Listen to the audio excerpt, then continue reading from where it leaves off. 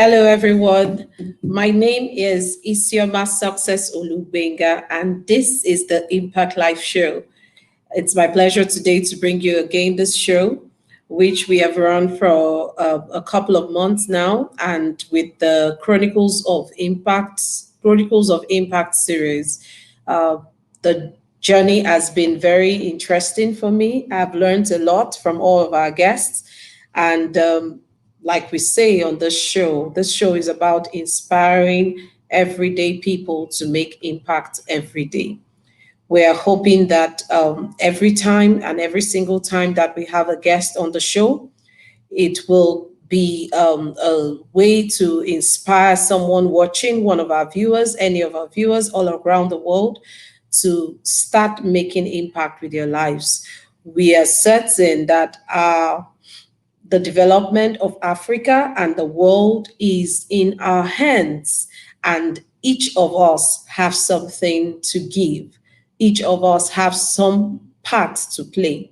So we trust that we all will come to full measure and stature of understanding that we are made for impact and that we must arise and be the light that we are here to be. Today is another day, like I said, and I have an amazing guest with me. In the last couple of months, we have featured several people, several amazing people living from the impact streets. They've inspired us with their stories. They've inspired us with their humble beginnings, how they began to do the things that they began to do, and what today, those little efforts, those little things that they began to do many years or some years ago, have come together to become something really impactful to many people. And like I said, today on the show, we have another lovely lady.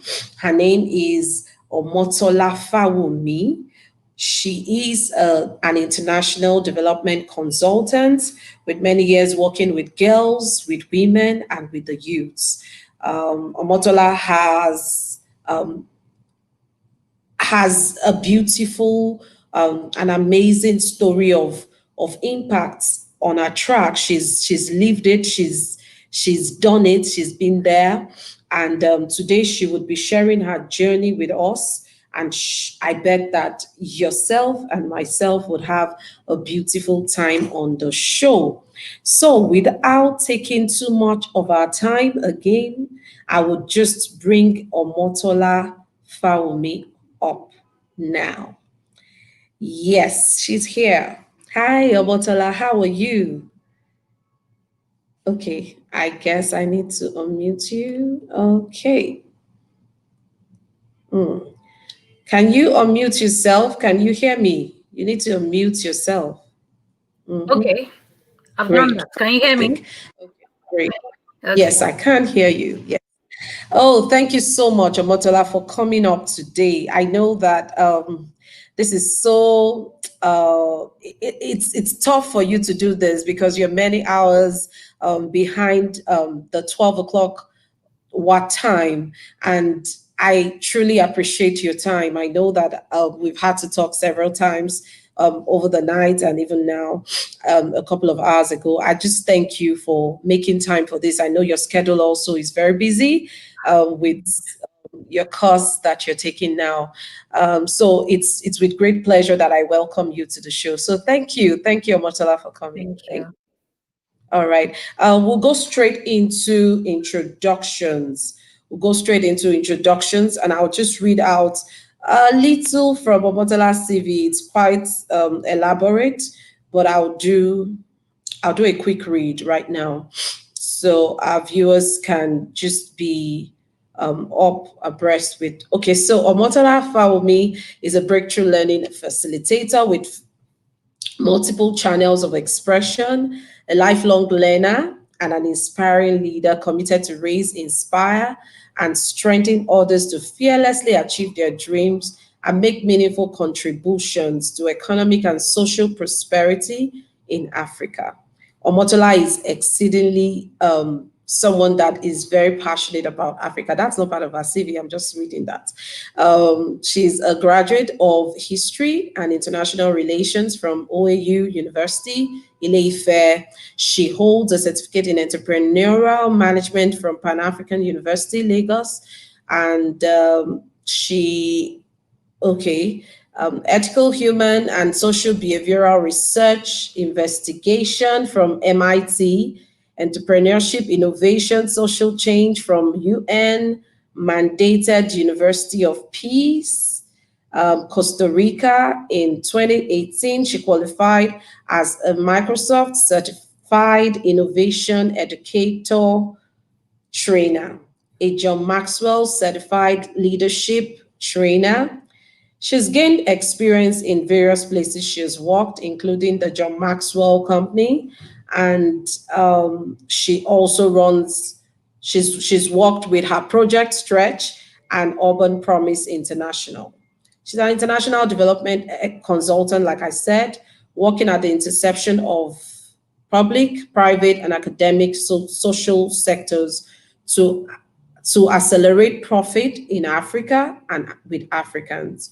She serves as a youth representative. You know, I can go on and on. I'll just jump a few things. Okay, so Omotola has a nonprofit called the STRETCHCentre. She serves youth, women, and girls in low-income communities, connecting them to opportunities, resources, and leadership development pathways for economic and social prosperity. It provides a community resource center. Omotola works to end modern-day slavery through her organization, Rescue Africans in Slavery Organization. It rescues, returns, rehabilitates, and reintegrates victims of modern-day slavery across Africa from the Middle East since December 2019. They have safely returned 315 ladies from Lebanon, Oman, Cote d'Ivoire, Saudi Arabia, and Ghana. A member of the Business Process Management Institute, Nigeria. She believes in the ability of businesses to scale by building systems and structures for growth. She is currently a graduate student of organizational leadership at the Center for Business Development, Business Leadership, Eastern University, Pennsylvania, in the USA. So, yes, that's Omotola's CV. And like I say always, when we read our guest CVs, more than reading the impressive CVs, we want to meet you. So I would like you to bring us into your world. So Omotola, can our viewers please meet you? Okay, hello everybody. My name is Omotola. Thank you very much, Isioma, for inviting me on this program. Yes, like you rightly said, I had to wake up pretty early to join this. It's about 7 a.m. here. But I'm grateful for this opportunity because I think it's a privilege to be able to share your story or your journey with other people. Just like we said earlier today, it's the development space, and there are many things that we need to learn. There are many things that we don't fully understand. And so I'll start with, how did I get into this space? I would say I got into this space accidentally. Accidentally because as a young person, I cannot remember knowing anything about an NGO or a nonprofit space, sincerely. The only thing I grew up, I've said this a couple of times, I grew up in an average family of 6. I have both my parents and then my siblings. And it was a normal life because there wasn't I can't recall any time we needed to ask people for things or maybe wait for an uncle or aunt to provide a need for you when I was young. So I did not really know that there were people who had such needs, who needed to wait on an uncle or an aunt. Mm-hmm. Mm-hmm. However, I would say my heart became drawn to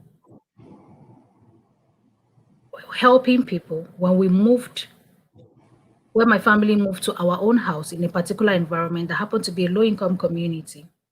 So we had built our own house. We had lived in what I would say a relatively high-profile community.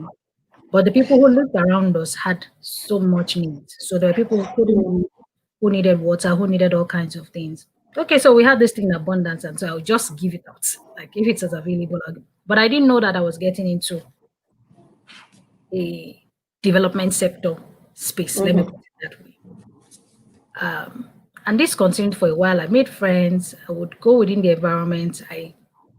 If I didn't know someone in a particular environment, I'll come and knock at your door and introduce myself. I have a lot of friends who know that that's how they got to know me. Hi, my name is Omotola. I think you're new in the environment. I just meet people. I like talking to people. I like meeting people. I enjoy the company of people. So that's how I got into this space. But as a job, I would say, of course, progressively, as you begin to see it suffering around you, something draws you. If you can meet the need, if you can rally support, why not? But I would say professionally would be when I got into the university.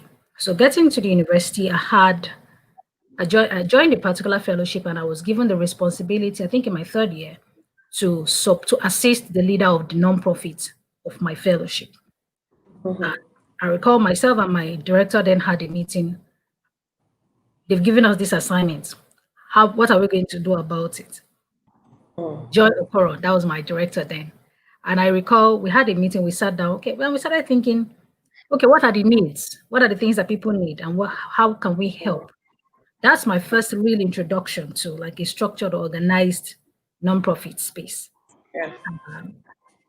And that's what, so we did a program to help graduating students better fit into the work environment. The workplace. Yeah. Yes, help them get access to. We brought in a lot of mentors, a lot of leaders who could help them navigate the space, transitioning from the university into the workplace. That was the first one. We also fundraised for a victim of a kidney transplant, who needed to do a transplant. So those were my, I would say, introductions into the space. So I've been, if you see my CV, I always say I'm a lifelong learner. I keep learning because there's still something I don't know. And what made me go the academic way meaning going to study about it, going a business around it, was really, I'm pretty ignorant about this space. So let's find out from those who know. So that's how I got into it. It wasn't planned, but I really feel drawing. I feel that this is where it's in ministry sense, they say it's mercy ministry. I just feel drawn to help. Sometimes, okay, I'll get into that later, but it draws you. But of course, passion, I just want to emphasize that passion alone is not enough. You need people, you need systems, and you need to have a business sense of support. I would also need to mention that I received a lot of support from my family, my dad in particular. And so that made it relatively easy. I mean, registering my organization, real support, not just financial support, emotional support, whatever it is you wanted to do. So I'm not sure if I didn't have the parental support, it may have been a little bit tougher to dive into it. It's not really all me. And I've had a lot of mentors shepherd and guide me through the way. Fantastic. Yeah, the beginning of your story really just points to some critical things that we have also, a lot of our speakers have talked about, that place of, you just know that you're being drawn to something beyond. It's not even about, it's sometimes you don't even know what it is until it just it unravels itself, layer from layer to layer. So that brings me to the next question. When exactly did you come, you talked about how you began to do those things, and when exactly did you become conscious of the fact that you wanted your life to count for something really impactful, and you now began to truly take the journey to pursue knowledge and get understanding about the sector? Yeah. Okay, I would say the first one was when I went to serve as a youth corps member in Kogi State. I like to say this story because that's the beginning of Project Stretch, what people know Stretch. I had gone to serve, and while in the camp, you know, we have a 3-week orientation camp. While on the camp, we had these kids who would come and say they needed to help us wash things. So, while on one hand, it was okay, they were meeting a need, but I used to be angry, like, this guy is supposed to be in school. What's he or she doing here? So I asked one of them one day, I said, you know, why are you here? Well, shouldn't you be in school? He said, what is he using school for? The people that go to school in their own place, they're not rich. The rich people live in Lokoja. So I said, what do you want to be in future? He said his dream, ambition, right? Is to either live in Lokoja or Abuja. I'm a Yoruba girl, I'm coming from the Southwest. So I'm wondering, how can that be your biggest dream? He said, that's his dream. Okay, of course, my judgmental spirit went, how come your mind is so small? Don't you want to be this? Don't you want to be that? And he said, no. He wants to that's his dream. He wants to go to Lokoja. So I started asking other kids that way. And it occurred to me that because they didn't have role models that they could look up, they also did not have the information about what it could become. It's one thing to have a model to look up to. It's another thing to don't have information. Okay, well, there's a possibility of being this. So that was my first, let me say, emergency intervention program. I immediately came back home. Not came back home. After that orientation program, I started thinking of what will I do for this state while I'm here. And in my usual self, I started talking to my friends. I started writing, and I came up with a training program, a 2 weeks training program. Reached out to schools, asked each of them to send 10 students from their schools so that we could train them on what I call life skills. So it was called the life skills program. And we did that.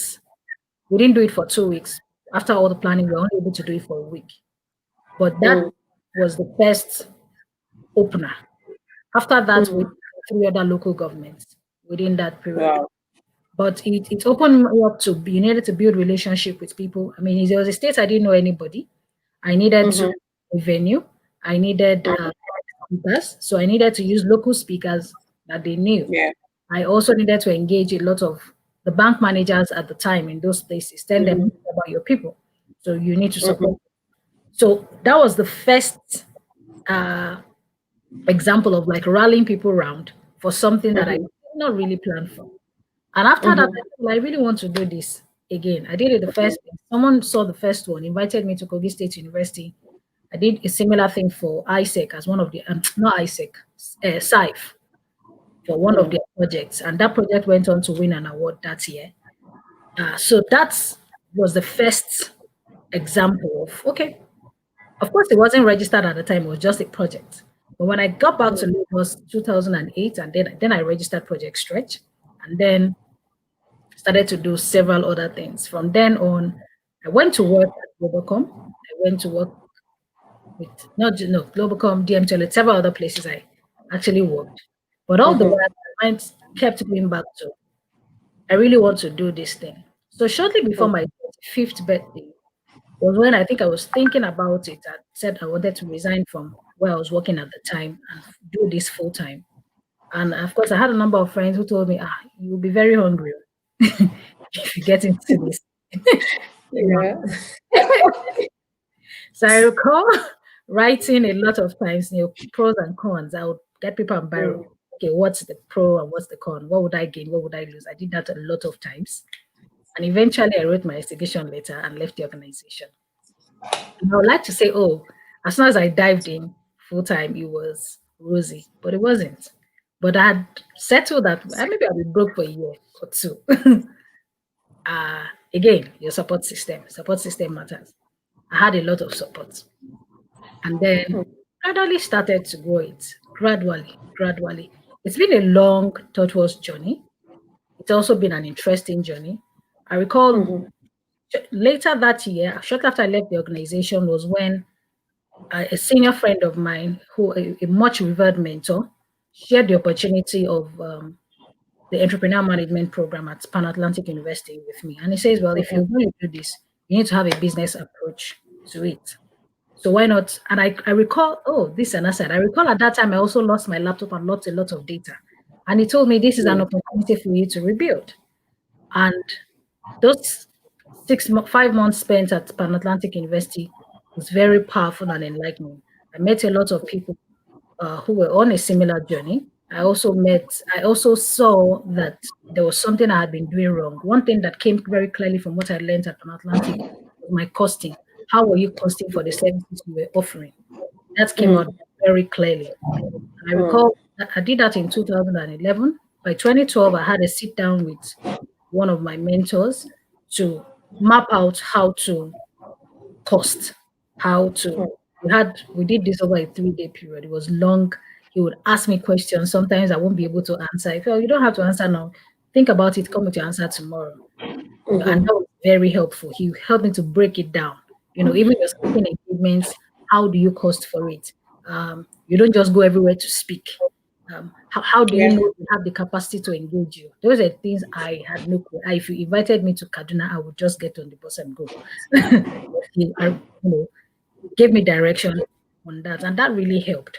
So I've continued to make progress after that.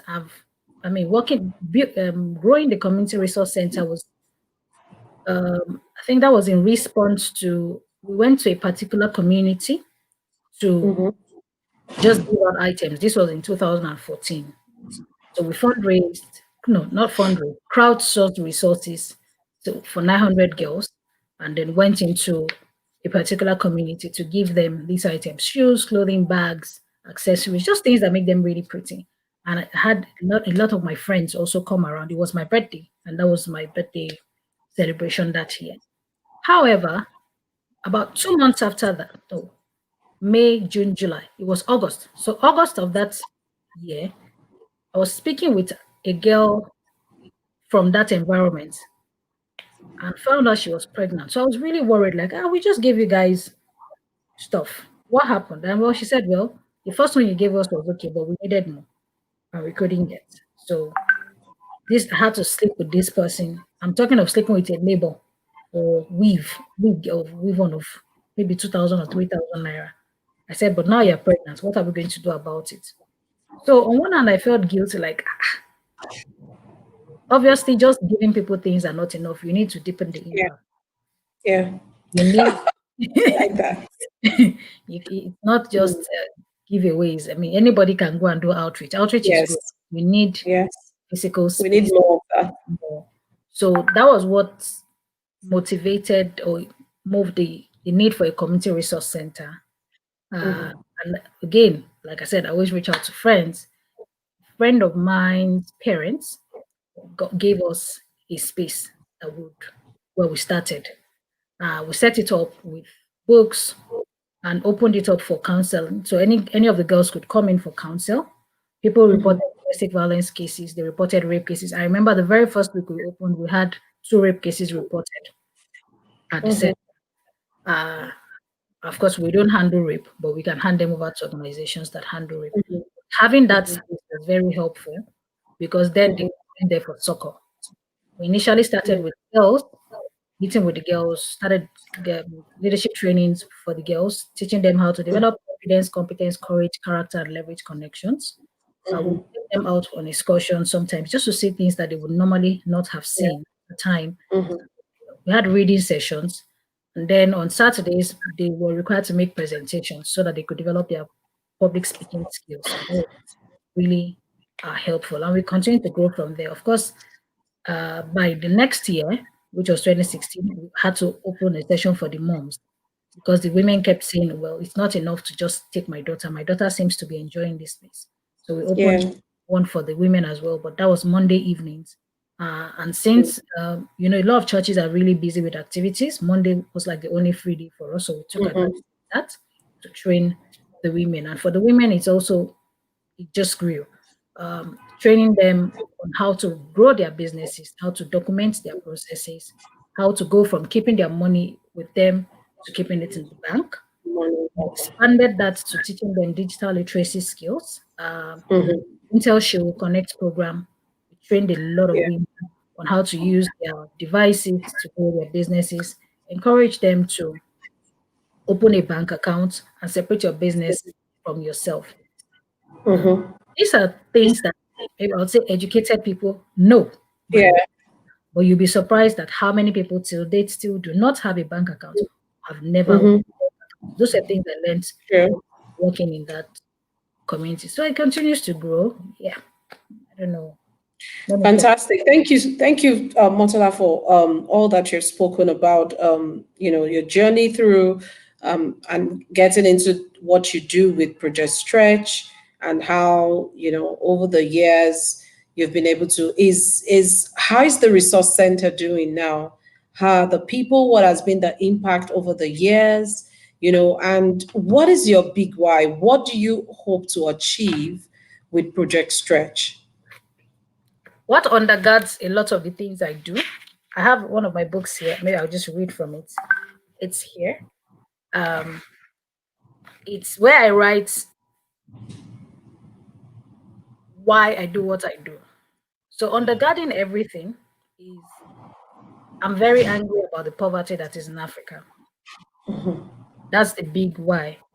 But then you need to solve the problem of poverty, you need to solve the ignorance problem, you need to solve the resources problem, you need to solve the connections problem. Connection meaning connecting people, Yeah. connecting people to resources, connecting people Mm-hmm. to opportunities, and Mm-hmm. also fixing the ignorance problem. Mm-hmm. So all of the things I'm doing, the end goal would be to Mm-hmm. make sure that people live prosperously.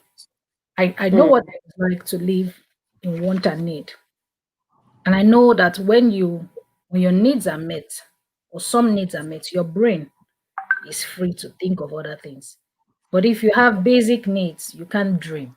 So it's not Mm-hmm. you can tell people, all the motivational things, you can make it, you can do it, but the person is hungry. The person Yeah. even work, and then you can't blame that person for not uh, True. for not Thinking. Yeah. for not thinking big. You can't punish someone for not dreaming when the person Mm-hmm. is that's a big problem. And sometimes people do that a lot. Or you say, well, you're not working hard enough. No. So Mm-hmm. I describe myself, I say my mission is to create and grow platforms, projects, products, and programs that heighten the quality of human life and Mm-hmm. productivity for Africans. I believe this is possible if people are trained to lead, exposed to right information early, connected to mentors, resources, and coaches, and given the room to explore. Mm-hmm. One of my very important core values is freedom, the freedom to think, the freedom to be, the freedom to do. I have seen a number of people, when you interact with them, they are living out what somebody told them or what they think Mm-hmm. somebody would like. So somehow there is that. So when you say, what do you want? They don't know what they want. They will tell you, my parents think I should. My pastor thinks I should. Some of my friends have said I should. What do you want? I want, but you can't answer that question properly if you do not have the right information. So if I'm saying a woman is not doing well selling her products, but she doesn't know about how to leverage IT for her business, Mm-hmm. it's okay to continue to punish her. The best thing is to open her to that opportunity. See, madam, Mm-hmm. it's possible. So if I open her eyes, she then decides, how do I want to use this information? Mm-hmm. So True. that's what pushes me. I want people to be rich, but on your own terms. I want people to be well, Mm-hmm. thrive, to live a full life. You know, Mm-hmm. a lot of people are suffering under the bondage of burden of what they think other people would like, or they think would make other people like them or Mm. love them. But you could wake up in 30 years' time and realize this is Yeah. not really what I want. True. So True. I True. want people to be free. That's what undergirds it. I want people to be free. I want people to, shut a way out of their poverty. Mm-hmm. A specific, a way out, Yeah. something that That repeatable, something, works. That yes, works for yes, them. that Yes. they can teach, a Yes. method they can share with Yes. others. Yes, they can share. Yes, and that's so profound, because a lot of the impact projects that happen in communities do not have the community, the beneficiaries in mind. And for me, that's totally, out of place. You're doing such an amazing thing, but you do not have the beneficiaries within your solution. You're not engaging them, because honestly, you can want to provide something for someone, but they know what they need and how they can actually sustain it. I remember, like I said, I told someone, I said, I remember once we were going to have a project at a hospital around Lagos, Okay. and I was all going to get equipment, US made, United States made equipment, and all of that. And somewhere in my thoughts, I just thought, come on, let's hold on a bit. Can we go ask these people which they would prefer? Whether it's the China made products, which are more cheaper, way cheaper, easily accessible, and all of that, or the US branded dish product. And I was shocked. They told me, they said they prefer the China, and they gave me their reasons. They said the parts are easily, they can get the parts around, you Mm. know, to get those parts, and it's easy for them, for their engineers to be able to work on it and, sustain it and be able to keep it going. And you can imagine if in my thinking, I decided that, okay, is the US equipment that will work for them, and just give them that, there's a way we do it sometimes. I'm like, oh, you're really feeling hyper, very nice with yourself. But you see, it's not their solution. It's Mhm. not what they want. So I totally understand when you say that you allow people find their way in on their terms.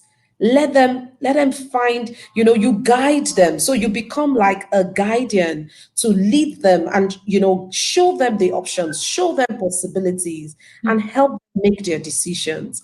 That's what it really is about. Because honestly, every human being wants a level of control.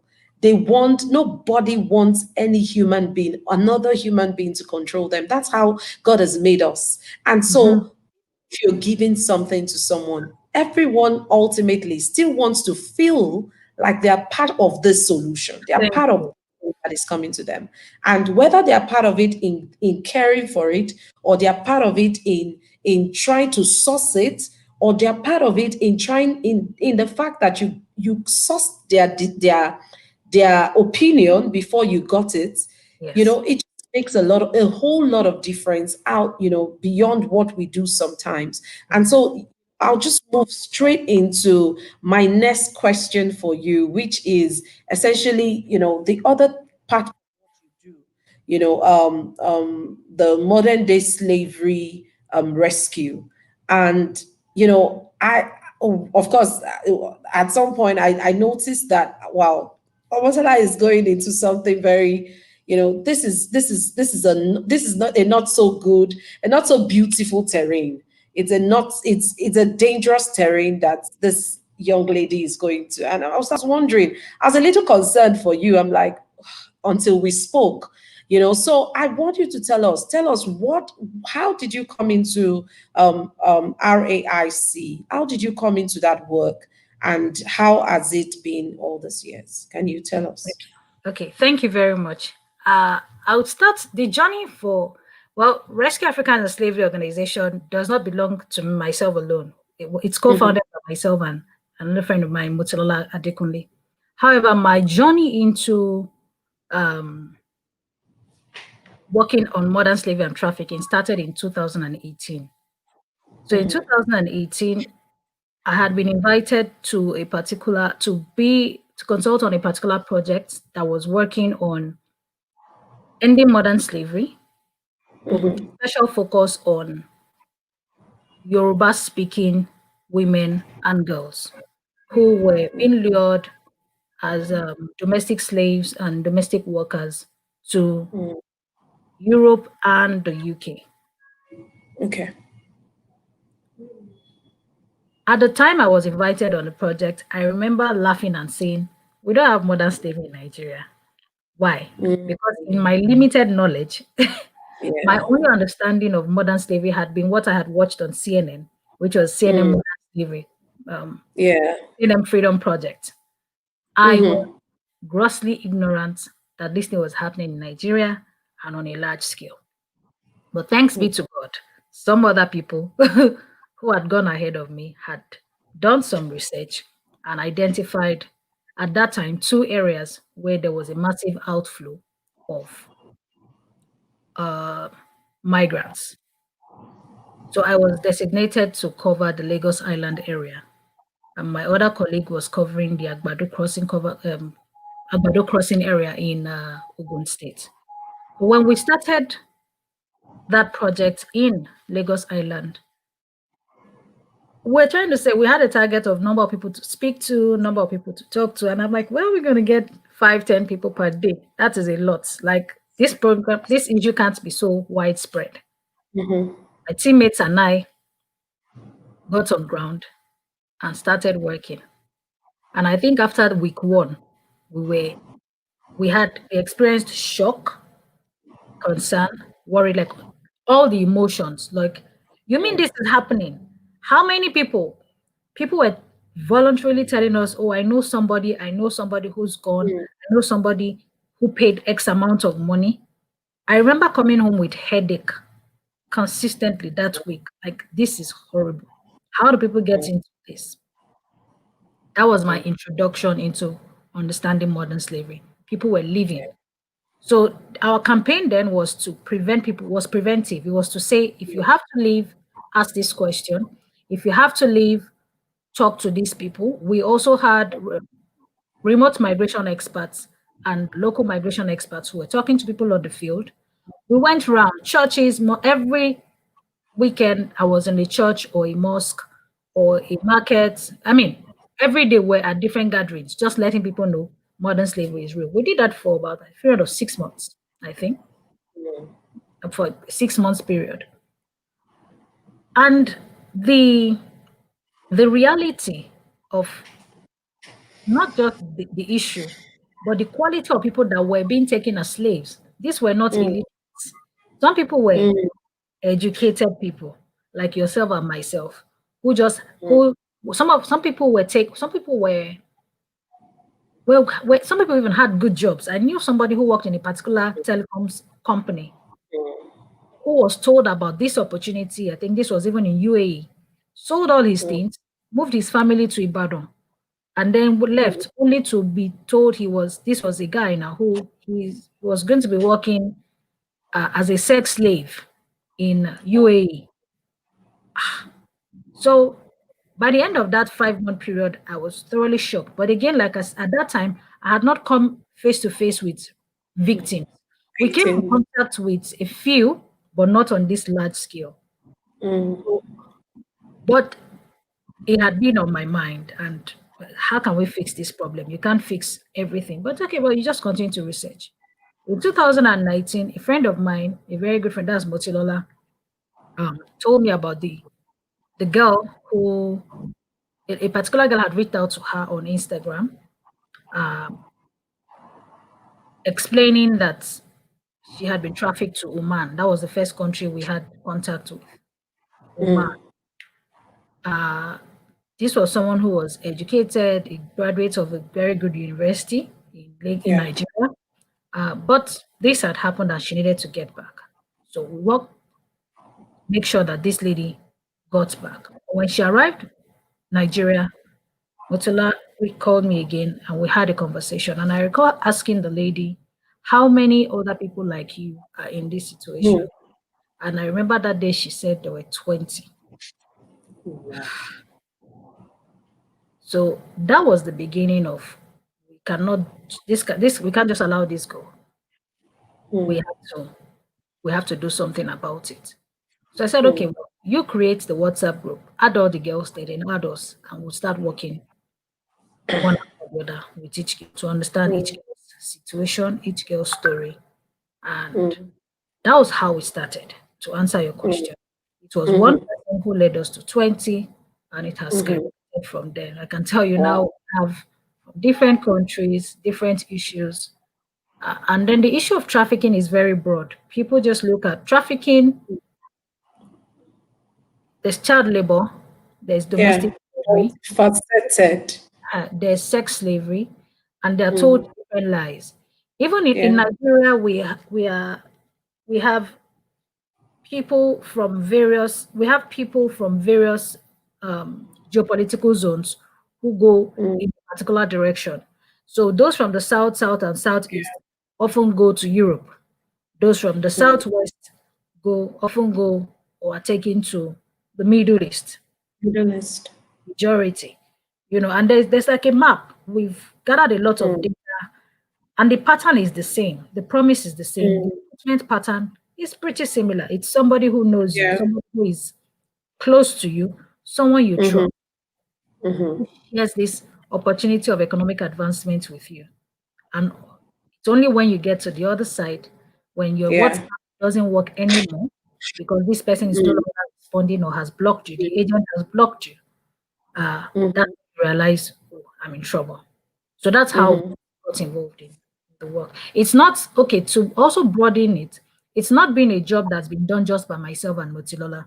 We have worked Yeah. with a large number of associates, a large number of partners. We've partnered Mm-hmm. with various on ground. We've partnered with various organizations, and then Mm-hmm. in Nigeria, we've had to work with various state governments. We've had to work with NAPTIP. We've had to work with the IOM and several other Mm-hmm. organizations because the the issue of human trafficking is a hydra-headed monster, and no single Mm. faith-based organizations support us. In Lebanon, for example, we had, if you saw this viral video of 30 girls who were Yeah. begging and asking for help, we were able to, some of the help and support that we got in terms Mm. of provision of beds, 30 beds, came from a redeemed church in Lebanon. Mm. So there are various organizations that we continue to partner with to make sure this moves forward. It's more of a relationship. You need to build trust because I'm here in the US, Motorola is in Nigeria, some associates are in Nigeria, some people are in the UK, some are in Mm. Germany, but we all have to learn to work together to be able to achieve this common mission, which is to get the girls back home safely. But getting Mm. them back home is only one leg of the issue. Yeah. Rescuing is the smallest part of the issue. You need to rescue, you need to safely return. Rehabilitation and reintegration is a different Huge. fish. Very huge. So we're still coming back to the issue of poverty.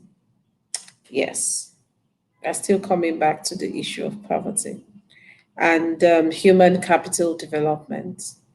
That understanding that a nation can only rise as much as its people, and hunger is at the base. Mhm, Hunger is at the base of this problem.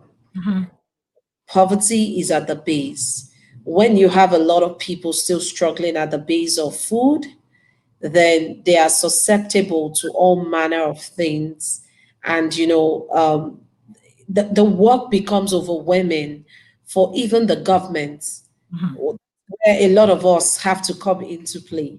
Can you educate us? Can you help us as people to because in sharing you have been able to help, truly, because while you shared, I remembered that I used to have a hairstylist, and once she told me that her husband traveled to the Middle East. Yes. And I think, they literally just sold off everything. And I remember one day I was in a shop, and I don't even know how I came into all of that. And, she was saying, so whether she said, they kept praying, she was praying with someone and, talking on the phone. And then after some time, she told me that he was back and told me what happened, how they were duped, how, all of those stories, all of those things. It just occurred to me as you spoke that that was it. That was what it was. and he was lucky enough to have been able to come back, fine and well, because I guess they just freaked out because they didn't understand what was going on. The lady, they actually thought he was going for, but I think what he experienced when he got to Dubai or so just completely threw them out. So they didn't know what it was. Were they going to use him for something, because like you also said, some people traffic for body parts, and so there's a lot of things that go on in that space. Can you help us, everyone watching? Can you educate us on how to get the red alerts? Because you see, you people can walk alone, like you said. You can actually do this alone. No way. Education is at the bedrock of a lot of all of these things, because if everyone, because that's where the advocacy is, education. How do people begin to watch out for other people? And how do we become aware and educate other people about modern day slavery? How do you and me, and maybe any other person, how do you begin to educate people about this? Okay, thank you very much for this question. It's a very loaded question, but I'll do my best to expand on it. First thing is that we need to admit we don't know. Mm, Our arrogance about what we think we know is what puts us into trouble. yes. So we need True. to admit True. we don't know. And then if you don't know, then we will be open and willing to learn. That's To step. learn. Step Mm-hmm. two is we need to admit there is a job shortage and Mm. labor migration is legal. It is not illegal to migrate for To work. other countries. Biblically, I always say Abraham was a migrant Yes. and several other people migrated. Migration is not the issue. The problem is irregular or illegal migration. Mm-hmm. Irregular meaning you don't know the full picture. So if Mm-hmm. so, okay, let me simplify it.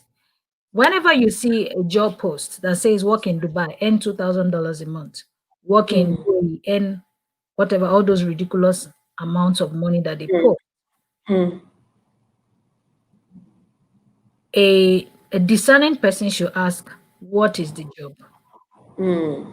What am I going to be doing? What Mm. am I going to be doing? What and then what are they going to be paying me for? What industries are available? And what would I be? People should question things. I'm mentioning Mm. questioning things because I think we also, as a nation, have a culture of just mentally Not accepting. questioning. Not questioning. Who True. told you? My pastor True. told me. Who told you? Yeah. My uncle, my brother told me. He can't lie to me. Ha! Mm. Mm. True. Question everything. True. It is better to be known as the one who questions Yes. everything than to Yes. be the one who just accepts Yes. everything. The Yes. question, if you keep digging, you will get to Mm. the You will root. get somewhere. So we need to ask what? Questions are the answers. Yes, question it, dig in. Many people, there are moms who have paid 1 million naira Mm. for a job they don't know about Mm. just because my very close friend from Mm. church, my very close friend from the markets. We have Mm. market women who, and Mm. Yaloja, or a very close friend, shared this opportunity of going to Cairo with. Mm. And she Mm. just believes her and she sells everything. So we need to Mm. question things. We need to ask questions. If you're going to a country, ask what are the migration rules governing Yeah. that place? And who should I talk to? I know Mm. that there is a shortage of migration centers, at least in Nigeria. In Lagos, I know there is one. I know there's another one in the Nigeria Migration Center, but I know that they are not Mm. widespread.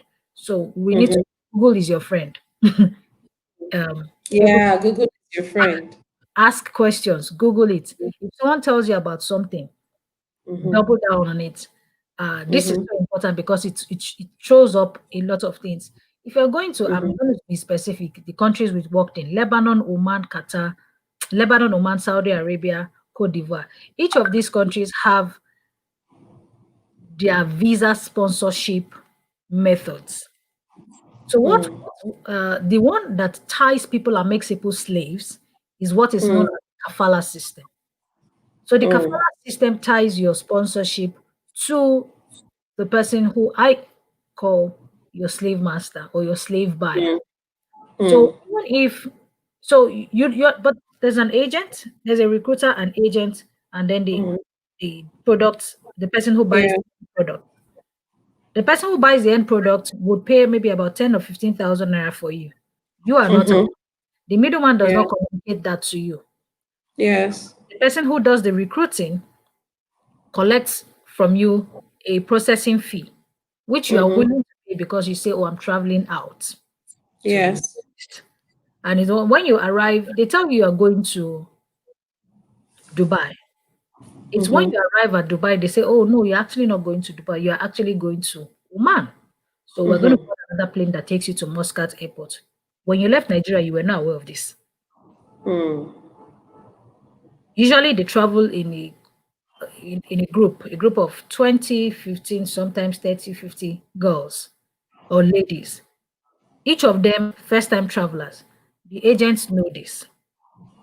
I also want to mention that there is a is it collusion rather with the Nigerian Immigration Service because a lot of the ladies, Yes. a lot Yes. of How do you get out? yeah, a lot of the ladies that we have had to work with fill our form. There's a particular trigger question where we ask, "How did you leave? How did you exit?" And all of them, I mean all, say they paid between 50,000 naira and 120,000 naira cash to an immigration officer. They call it boarding fee when they were boarding. Because when I used to hear boarding fee, I'm like, you don't pay for boarding. Boarding is boarding in an aircraft. You don't need to pay Yeah. for boarding. Oh, they said no, I paid boarding fees. What are boarding fees? But then I started to check the data and saw, oh, this is Yeah. actually consistent. These girls they didn't all do have a meeting and then decide to lie. And they have different, some will tell you my agent paid it. Some will tell you they told me to hold it and give it to the Nigerian immigration person when I was passing. So, I mean, that is supposed to be the regulatory Yeah. agency. So that's a problem. NAP, NAPTIP is supposed to also be working on human trafficking and Yeah. get people back. One of the challenges I see for NAPTIP is that NAPTIP has a call center within Nigeria. So for trafficking that happens within Nigeria, it's easy. But if I was trafficked to, let's say, Lebanon, There's no toll-free there's no call. toll-free number to call. Nowhere. So how do I call and notify NAPTIP I'm in trouble? Distress calls. Wow. So Wow. there needs to be a call center that can Yes. receive calls Yes. internationally. That so Yes. that if a lady And gets it has to hook up with all. Yes. Yes, Motola. This is so true. Yes. there's no way Wow. to report because a lot of the ladies that we talk to, okay, so we talk to them on WhatsApp, we talk to them online, some through Instagram, some through Twitter, but that's only because they have access sometimes to Wi-Fi. Some days, some girls have access to the phone maybe only for 3 hours. It's within those 3 hours they're able to talk to us. Some people have no access only until weekends. So some we can only talk to them on weekends. So you see, um, they're stuck. So imagine you're stuck in a country whose language you can't speak. Some of these ladies have ended up in jail. Some have ended up in police stations. Some have ended up in prison in at least Lebanon and Oman for Yeah. various silly things. These people were just legitimate migrants who just wanted to work, earn some money, and come back home. And then they just get it. And then these Arabs say things like, I own you. We had one on tape who threatened the Nigerian. The lady is back now, Monsurat. She said, this man said, I will kill you and dump your body the same way I did to the housemaid before you. I can show you pictures and videos of girls who have been maimed, killed. I'm not even talking of just Nigerians now. I'm talking of Filipinos. I'm talking of so this issue of kafala system, it's like one individual owns another person. It's slavery. And The slave master is happy to dominate this other person. The slave master is happy to suppress this other Yeah. human being. The girls cry out. They say, "Oh, please help me. I'm in Sharjah. Please help me. I'm in Abu Dhabi. Please help me." I've never been to some of these places before. I just have to keep, Google is my friend. I just keep checking what's the distance. The good thing is that we just keep developing relationships on ground. We're working with various organizations on ground. For Lebanon, we work very actively with This is Lebanon. I'm sure you must have seen a lot of girls safely return Yeah. from Lebanon. But as I speak to you, we still have over 100 of them that we are personally taking care of. By personally taking care of, I mean providing food, providing supplies, paying house rent for them, else they get kicked out. There was, during the explosion, for example, two of groups of women had their houses destroyed in the bomb blast. Yeah. Had to be moved to a different location. And moving Mm. them to a different location, of course, you need to pay rent. Mm-hmm. Had case of 40, 50 people in a particular location, you know. And now you're asking yourself, how did all these people get here? Like this, a lot. How did all these Mm-hmm. people get here? So Mm-hmm. we can't, like I said, nobody can do this alone.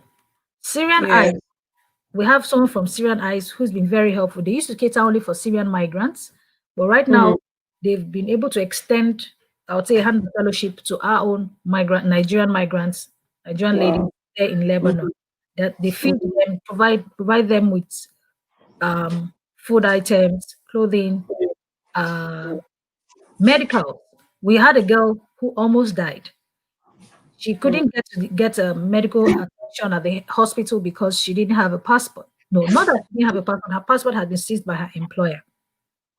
Mm-hmm. And because her passport had been seized by her employer, she could not um, access medical care, even though she was given a note from Doctors Without Borders to the hospital.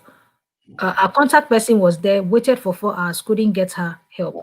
We had to take her back home. Taking her back home means a room with 40 girls, right? One bathroom and one toilet. She took her back there, then went to get Doctors Without Borders, who in hazmat suits, who could come home and treat this girl. On the way coming, it was a Hezbollah region, so there was a lot of shooting and fighting. They had to go back that night. They had to come very early in the morning, around 4 a.m., and get into the house, treat the girl. Thankfully, the lady, I think she just arrived Lagos us today. Today is Tuesday. She arrived over the weekend. Wow. All of this was happening mid-August and early September. These are things that you have to just contend with. So this thing, Yes. it's not enough to bring. I just mentioned that it's not enough to bring them home. So some escape from their slave masters. Some Mm. are in transit. They want to go. You need Mm. we need the support of also the Nigerian mission, not just the Nigerian missions, but all government missions around the world. When people come, because True. we've brought home some ladies from Ghana, they returned, Mm. and that was done with in all fairness, with the cooperation and support of some of the politicians there who paid. Mm. I mean, there was a particular person who paid for about 200 ladies to safely return. One person paid Mm. for them to safely return back home. But it was a lot of work, a lot of mediation, a lot of appeals back and forth. But at least we got it done. So there's so Mm. much going on. It will require the cooperation of everybody, government agencies. This job is not the job where people fight over who takes credit. We all should be Yes. satisfied Yes. with the fact Yes. that I safely brought a girl home, or I was part of rescuing a life. That should be important. That should be, every nation should work at ensuring that her citizens are treated with dignity. Mm-hmm. It's the indignifying nature of this job that Yes. makes it even frustrating for the migrant. Yes. It's not that Yes. being a maid it should not be A derogatory. big deal. Mm-hmm. When you are treated like a dog, and like you don't have rights, you don't have off days, your money. Just yesterday we were still negotiating for a girl whose boss is stuck in Ghana, but she's home with the wife in Lebanon, and for 6 months she has not been paid. So I had to get somebody else, like someone who has a very masculine voice, to call and say, well, I'm the father of this girl. You need to release my daughter. And it was only then that the man who was in Ghana, the Lebanese who is in Ghana, then called his wife to pay. Hmm. Why do we have to do that? Hmm. So we have, you see, we're working cross country, we're working across different time zones. It's just the grace of Hmm. God. Nobody can pay you for this job. That's right. It's just because it's a commitment that these people are just, they're God's children, and they Hmm. deserve the dignity that Hmm.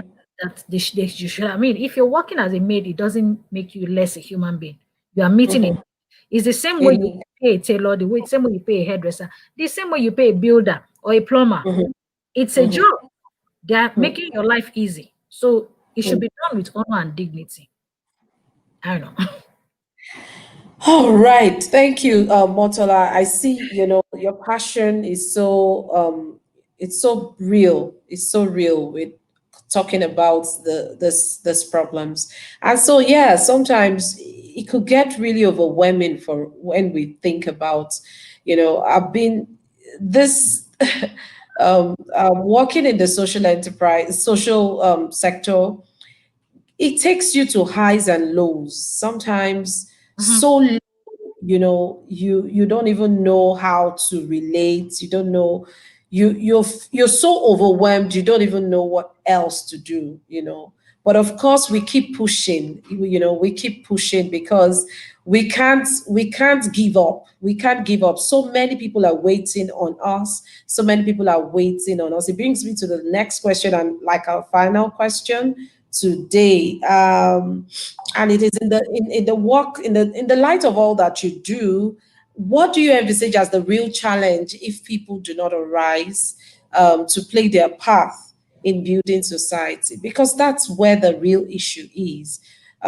We are waiting. I imagine that yourself and your friend had to wait for government. A lot of all this, a good number of these girls would have died.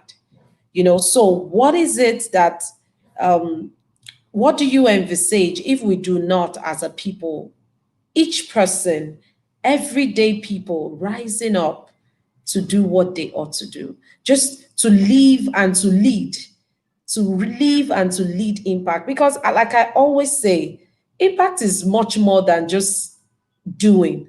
It is about living and leading. So you first live it and then you lead it, and people are able to rise up with you. So I love the fact that you said that it's not about anyone's glory, because that's what I see go wrong sometimes when we do this work. And even amongst us, that's even us talking to ourselves. We all have to put our hands in the plow. So can you please speak to our viewers, speak to people, and the looming danger that looks at us if we do not arise to play our parts? Thank you very much. I would like to, first of all, thank everyone who is watching, and thank you for taking your time to join this program. The title is called Made for Impact. And literally, the thing about impact is about, when I think of impact, I think of making a dent in something. Mm. So if anybody can make contact, but contact is different from impact. Contact can be passing, but impact Sure. is deep. It's Impact deep. is visible. It may not be in the beginning, so you can't make Mm. impact at the beginning, but impact is sustained contact. That's what Mm. helps make impact. Why do we all need to do our parts? Truth is that the problems are enormous. True. Number one. Number two is that we need different things at different times, and we would all these things will be done through people. So even if we name government, even if we name a non-profit, even if we name a private organization, all of these beings or these vehicles are run by people. By people. And the people driving it should have it at the back of their mind that this space is given to me as a custodian. So if something is put in your custody, it's to be used well. If time is given to you, it's to be used well. If Yeah. resources are given to you, it's to be used well. If money is given to you, if power, authority is given to you, True. it's you are just a steward of this on behalf of God and on behalf of the people to whom you hold it in care of. We can what one of my own strengths, I'm very good with connecting people. I'm very good with identifying people who need to get connected. I don't know how, it's a gift. Mm. Like if I see someone, I could see two people on social media, for example, and I'm like, oh, this person should be talking to this person. Both of them may Mm. not, both of them may not Mm. even be aware they need each other. Mm-hmm. So that's a gift. It's that same gift I use with connecting people. So when we got into the space of human trafficking, I remember trying to reach NAPTIP for a long time. They were not responding. Then I reached out to somebody in a particular UN organization who gave me a contact to somebody in NAPTIP, and they started to respond. So you see, you have to keep using what you have. You Yes. you have to keep leveraging On. resources. You keep finding out who can make you. Some people have influence, some people have Mm-hmm. authority, and some Money. people have resources. And you need to Mm-hmm. be able to see how can you marry all three. True. True. So we all have a part to play. Mm-hmm. Even if we wanted to bring the girls home prior to COVID season. Then it was just buying but all you needed to do then was just buy a ticket. The girl can fly home. When it came to the issue of COVID era, it wasn't enough to just get a ticket. We Yeah. needed to get permission for the Mm-hmm. plane to land. Yes. And that was going to be, that's regulatory. That's from the embassy. That's from various Mm-hmm. governments to authorize a plane to land and pick Yes. up people. We had to negotiate with airlines on costs. We had to negotiate. So you're negotiating with different people. You're appealing Mm. to some people. You are fundraising on one hand. You are saying Yes. you need everybody. Everybody needs to play their part. This is not a we did it thing. No, Mm. it's a collective thing. And so many Mm. people are involved. We've had lawyers help us. Mm. We've had media people. We've had media people who help to amplify our stories. All of Mm. these media people are not, we could never really pay them even if we had the money. We cannot pay for the value that they bring. As I'm speaking, I cannot mention all of them because the list is so long. Mm. So many from Mm-hmm. I don't want to mention anyone because it would be unfair to mention one and not mention others. But I can That's tell right. you, print That's right. media, electronic media, Mm-hmm. radio, television, so many people. All of Mm-hmm. these Mm-hmm. people are the ones in doing their own part. So in using your platform to expand, talk about this issue, you may not know who is watching. You Yes. you you you have prevented a girl who was probably planning to travel next week. Mm-hmm. So if we all play our parts, do what you're doing, but do it well. Ask Mm. questions, and then let Mm. that time not come. May that time not come where we think it doesn't really bother me.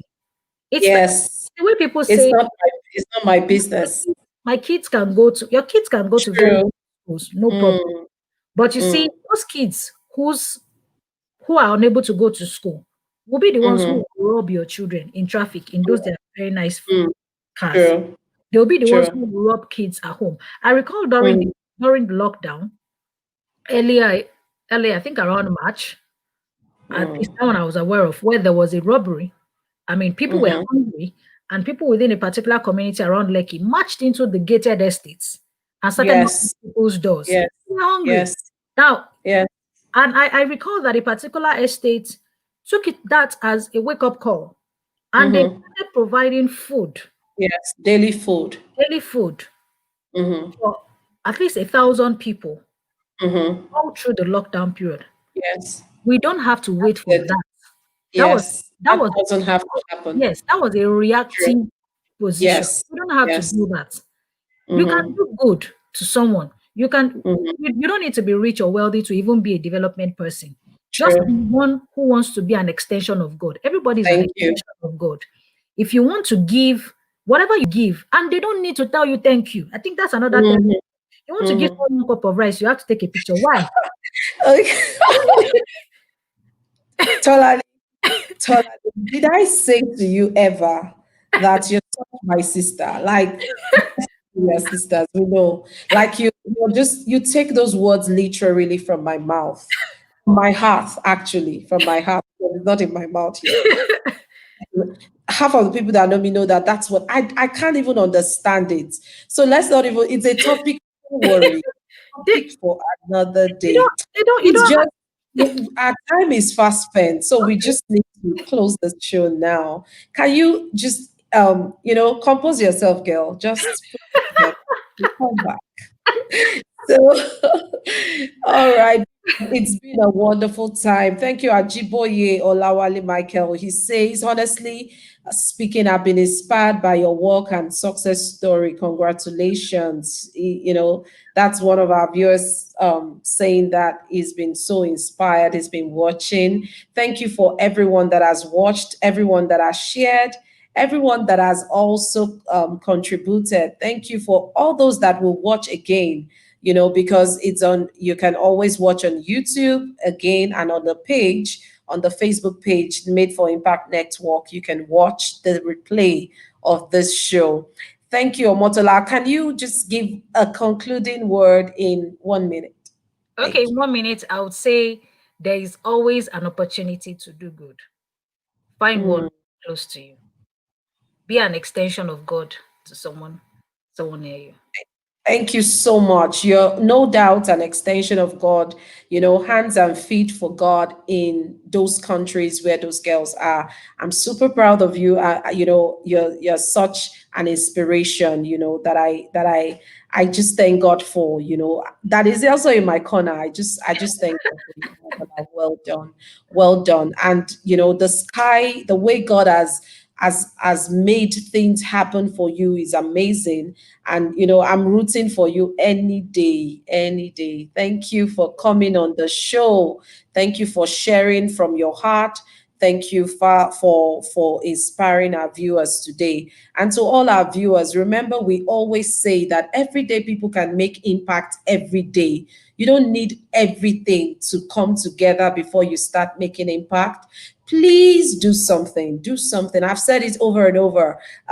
In a few weeks' time, I'll be throwing out a very free offer for some people that would want, it's a clarity call. You want someone to just hold your hands. I have a group of people that we would just be willing to help you clarify all the things you want to do with impact and get you running. If that's the problem, we would help you begin to see you do these things, because when you do what you will do, then our work is easier. The work that we have to do is easier. So we want everyone to just put their hands on this plow. Whatever it is God has given you, begin to use it. And from me and from my lovely guest, this is us saying thank you for watching again this week, and we expect you next time on the show. It's from us. My name is Yoma Success Olubenga, and my guest, the beautiful Omotola Fawunmi. Thank you, Omotola. I can allow you to just have a rest of the day in peace. Thank you, everyone. Thank you. Bye Oh, bye. it's such a pleasure to be here. Thank you. Bye. Stop timer. Mute.